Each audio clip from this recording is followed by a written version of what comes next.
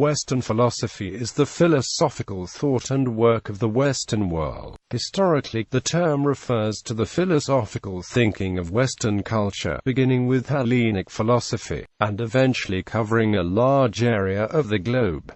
The word philosophy itself originated from the Hellenic philosophia, literally, the love of wisdom. The scope of philosophy in the ancient understanding, and the writings of the ancient philosophers, were all intellectual endeavors. This included the problems of philosophy as they are understood today, but it also included many other disciplines, such as pure mathematics and natural sciences such as physics, astrology, and biology. Western philosophical subdisciplines. Western philosophers have often been divided into some major branches, or schools, based either on the questions typically addressed by people working in different parts of the field, or notions of ideological undercurrents. In the ancient world, the most influential division of the subject was the Stoics' division of philosophy into logic, ethics, and physics. In contemporary philosophy, specialties within the field are more commonly divided into metaphysics,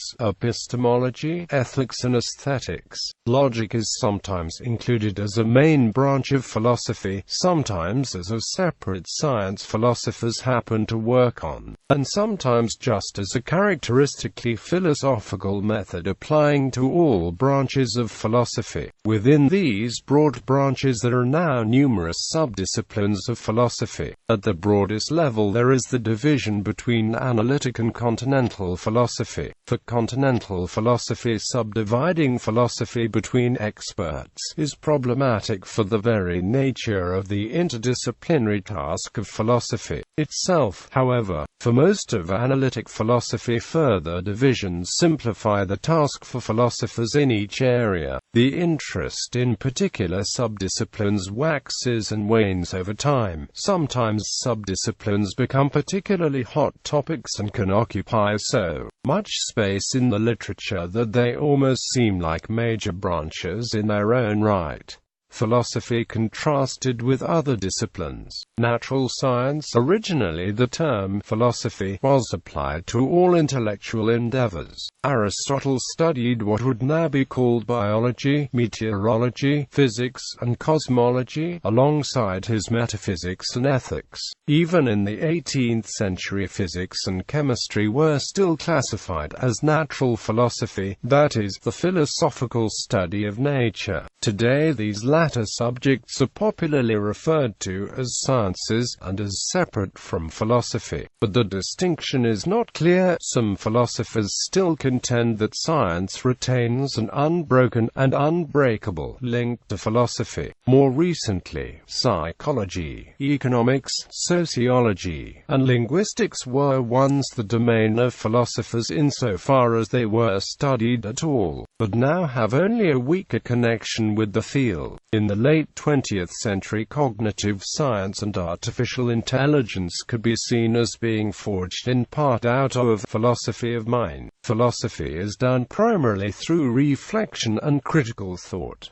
It does not tend to rely on experiment. However, in some ways philosophy is close to science in its character and method. Some analytic philosophers have suggested that the method of philosophical analysis allows philosophers to emulate the methods of natural science. Quine holds that philosophy does no more than clarify the arguments and claims of other sciences. This suggests that philosophy might be the study of meaning and reasoning generally, but some still would claim either that this is not of science, or that if it is, it ought not to be pursued by philosophers. All these views have something in common. Whatever philosophy essentially is or is concerned with, it tends on the whole to proceed more abstractly than most natural sciences. It does not depend as much on experience and experiment, and does not contribute as directly to technology. It clearly would be a mistake to identify philosophy with any one natural science. Whether it can be identified with science very broadly construed is still an open question. This is an active discipline pursued by both trained philosophers and scientists. Philosophers often refer to and interpret experimental work of various kinds.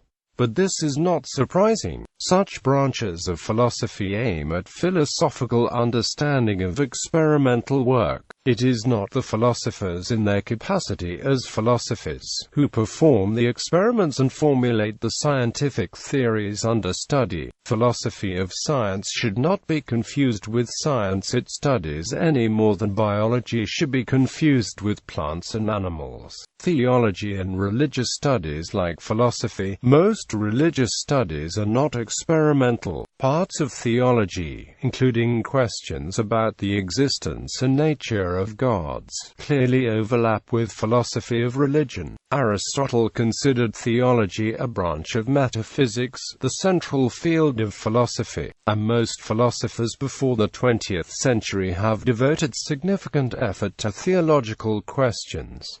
So the two are not unrelated. But other parts of religious studies, such as the comparison of different world religions, can be easily distinguished from philosophy in just the way that any other social science can be distinguished from philosophy. These are closer to history and sociology, and involve specific observations of particular phenomena, here particular religious practices. The empiricist tradition in modern philosophy often held that religious questions are beyond the scope of human knowledge, and many have claimed that religious language is literally meaningless. There are not even questions to be answered. Some philosophers have felt that these difficulties in evidence were irrelevant, and have argued for, against, or just about religious beliefs on moral or other grounds. Mathematics. The philosophy of mathematics is a branch of philosophy of science, but in many ways mathematics has a special relationship to philosophy. This is because the study of logic is a central branch of philosophy, and mathematics is a paradigmatic example of logic. In the late 19th and 20th centuries, logic made great advances, and mathematics has been proven to be reducible to logic. The use of formal mathematical logic in philosophy now resembles the use of mathematics in science, although it is not as frequent.